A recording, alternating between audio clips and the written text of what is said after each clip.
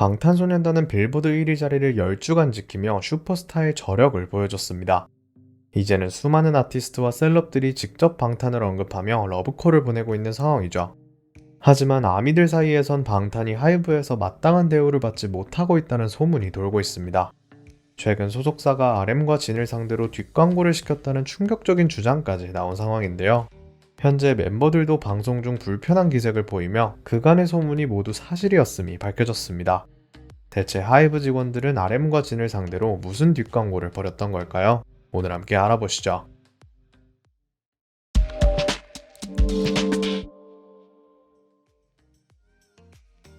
팬들과의 소통을 중요시하는 방탄은 자주 라이브 방송을 진행하곤 합니다.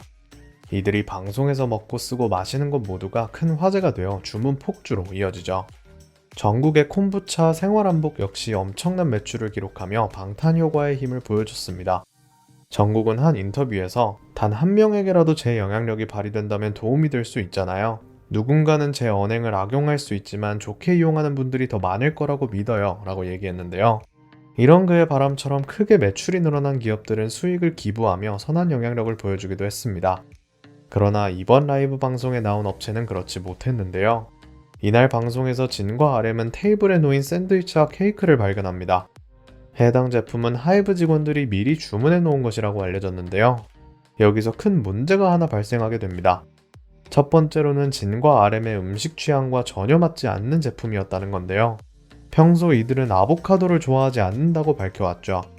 방송 중에도 여러 번 언급해 아미들이라면 모두 알고 있는 사실일 텐데요.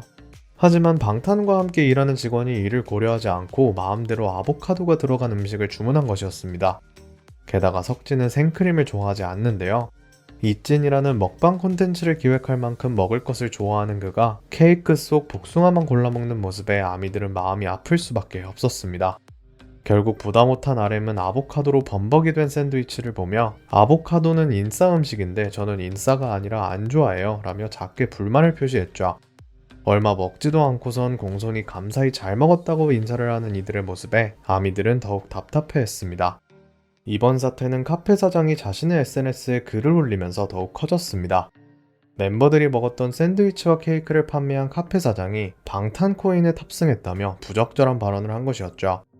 방탄코인은 방탄소년단의 인기를 이용해 홍보로 금전적인 이득을 취하는 행위를 말합니다.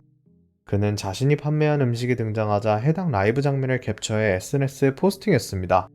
이를 본 사장의 지인은 방탄코인인가? 라고 답글을 달았고 사장은 이 글을 리그램하는데요.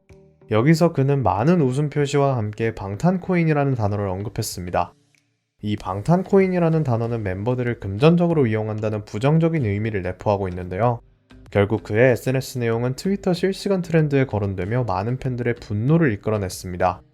논란이 걷잡을 수 없이 커지자 해당 업체는 코인이 나쁜 뜻으로 들릴지 몰랐다 라는 사과문을 기재합니다.